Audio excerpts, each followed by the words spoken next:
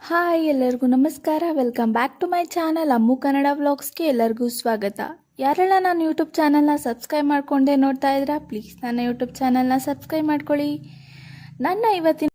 ನಾನಿವತ್ತು ಸಿಂಪಲ್ಲಾಗಿ ಮಾಡ್ಕೊಳ್ಳುವಂತಹ ಕಡಲೆ ಬೀಜದಿಂದ ಮಾಡುವಂಥ ಚಿಕ್ಕಿನೇ ಹೇಳ್ಕೊಡ್ತಾ ಇದ್ದೀನಿ. ನಾನು 1 ಕಪ್ ಆಗುವಷ್ಟು ಕಡಲೆ ಬೀಜ ತೊಗೊಂಡಿದ್ದೀನಿ. ಅದಕ್ಕೆ ಸಮ ಪ್ರಮಾಣವಾಗಿ 1 ಅಚ್ಚು ಬೆಲ್ಲ ಕೂಡ ತೊಗೊಂಡಿದ್ದೀನಿ. ಇಷ್ಟಿದ್ರೆ ಸಾಕು. ಸಿಂಪಲ್ಲಾಗಿ ನಾವು ಕಡಲೆ ಮಿಠಾಯಿ ಅಥವಾ ಕಡಲೆಕಾಯಿ ಬೀಜದ ಚಿಕ್ಕಿ ಅಂತಲೂ ಹೇಳ್ತೀವಿ. ಇದನ್ನು ಮಾಡ್ಕೊಳ್ಳೋದಕ್ಕೆ ಇಷ್ಟು ಸಾಕು.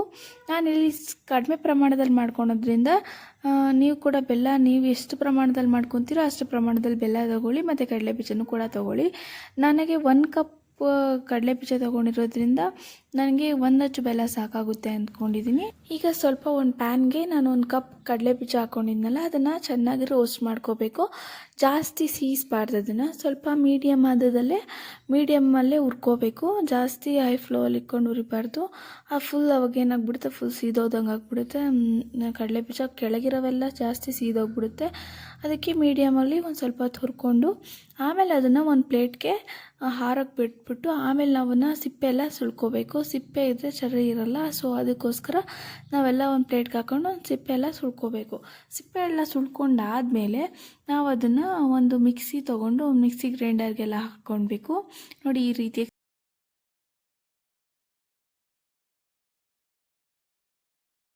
ರುಬ್ಕೋಬೇಕು. ಅಂದರೆ ಫುಲ್ಲು ನುಣ್ಣಗಾಗೋ ರೀತಿಯಲ್ಲಿ ರುಬ್ಕೋಬಾರ್ದು.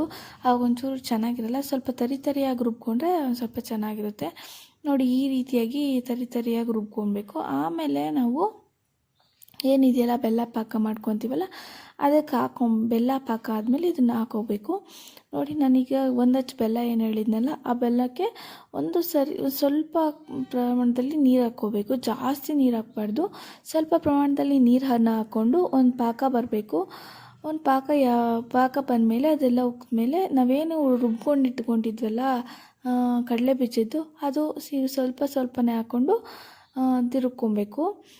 ಈ ರೀತಿಯಾಗಿ ತಿರುಗ್ಕೊಬೇಕು. ನಾನು ತೋರಿಸ್ತಾ ಇದ್ದೀನಿ ನೋಡಿ, ಆ ರೀತಿಯಾಗಿ ಸ್ವಲ್ಪನೇ ಹಾಕ್ಕೊಂಡು ಜಾಸ್ತಿ ಹೈ ಫ್ಲೋಯಲ್ಲಿ ಇಟ್ಕೊಂಡು ನಾವು ಈ ಥರ ಹಾಕೊಳಕ್ಕೆ ಹೋದಾಗ ಸೀದೋಗ್ಬಿಡುತ್ತೆ ಮತ್ತು ತಳ ಹಿಡಿದ್ಬಿಡುತ್ತೆ.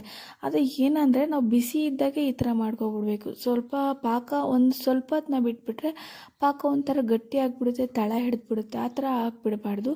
ಅಷ್ಟರಲ್ಲಿ ಒಂದು ತಟ್ಟೆಗೆ ನಾವು ಒಂದು ಪ್ಲೇಟ್ಗೆ ಎಣ್ಣೆ ಸವರಿ ಇಟ್ಕೊಂಡ್ರೆ, ಅದನ್ನು ಬಿಸಿ ಇರೋದನ್ನ ಹಾಕ್ಕೊಂಡ್ರೆ ಸ್ವಲ್ಪ ತಳ ಜಾಸ್ತಿ ಕಚ್ಚಲ್ಲ ಅನ್ನೋದು ಕಾರಣಕ್ಕೋಸ್ಕರ ಒಂದು ಸ್ವಲ್ಪ ಎಣ್ಣೆ ಹಾಕಬೇಕು. ಆಮೇಲೆ ಅದಕ್ಕೆ ನಾವೇನು ಮಾಡ್ಕೊಂಡಿದ್ವಲ್ಲ ಅದನ್ನು ಪ್ಲೇಟ್ಗೆ ಹಾಕ್ಕೊಂಡು ನಮ್ಗೆ ಯಾವ ಶೇಪ್ ಬೇಕೋ ಆ ಶೇಪ್ಗೆ ಕಟ್ ಮಾಡಿಕೊಂಡು ಅದ್ರ ಮೇಲೆ ನಾನು ಸ್ವಲ್ಪ ರೋಸ್ಟ್ ಮಾಡ್ಕೊಂಡಿರೋಂಥ ಬಿಳಿ ಎಳ್ಳನ್ನ ಸ್ವಲ್ಪ ಹಾಕ್ಕೊಂಡಿದ್ದೀನಿ.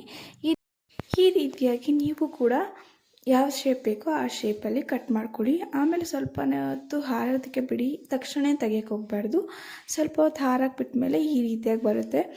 ನನ್ನ ಇವತ್ತಿನ ವಿಡಿಯೋ ನಿಮಗೆ ಇಷ್ಟ ಆದಲ್ಲಿ ನನ್ನ ಯೂಟ್ಯೂಬ್ ಚಾನಲ್ನ ಸಬ್ಸ್ಕ್ರೈಬ್ ಮಾಡ್ಕೊಳ್ಳಿ ಮತ್ತು ಮುಂದಿನ ವಿಡಿಯೋಗಳ ನೋಟಿಫಿಕೇಷನ್ಗೋಸ್ಕರ ನನ್ನ ಯೂಟ್ಯೂಬ್ ಚಾನಲ್ ಬೆಲ್ ಐಕಾನ್ನ ಕ್ಲಿಕ್ ಮಾಡಿ. Thank you for watching.